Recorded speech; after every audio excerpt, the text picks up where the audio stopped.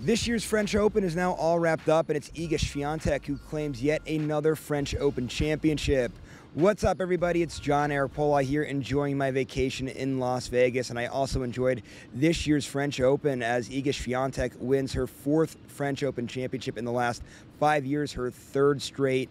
Special moment for Swiatek. So now let's recap this tournament by going over the good, the bad, and the ugly. As always, we get started with the good, and I'm going with Iga Swiatek. How do you not? Obviously, dominating fashion yet again, but really made this special for Iga is that she overcame that adversity in the second round by beating Naomi Osaka, facing match point, becoming just the 4th player in French Open history to win the title after facing match point throughout the course of the tournament.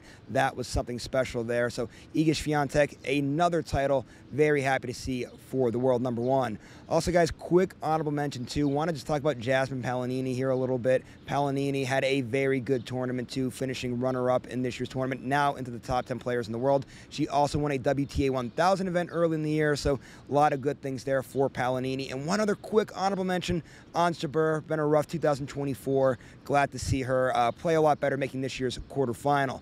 Now we move on to the bad, and I'm going with Aryna Sabalenka and Elena Rybakina. Both ladies, one of the favorites to win this year's championship. I thought both of those ladies had the tools to maybe even give Iga a run here, maybe even pull off an upset, win this year's championship over Iga, but they both failed to do so, losing in the quarterfinals. Rybakina losing to Jasmine Paolini, and Sabalenka losing to Mira Andreeva. Very disappointed to see from both of those ladies. They missed out on an opportunity definitely to compete for a major championship at the least. Thought both of those ladies, again, had what it took to maybe pull off an upset, but not going to be the case here as they both lost in this year's quarterfinals. And now we end today's video by going over the ugly. I have 2 people. I have Danielle Collins and I have Maria Sakkari. Both were playing very well coming into this year's French Open. Both lose very early in this year's tournament. Very upsetting to see from both of those ladies.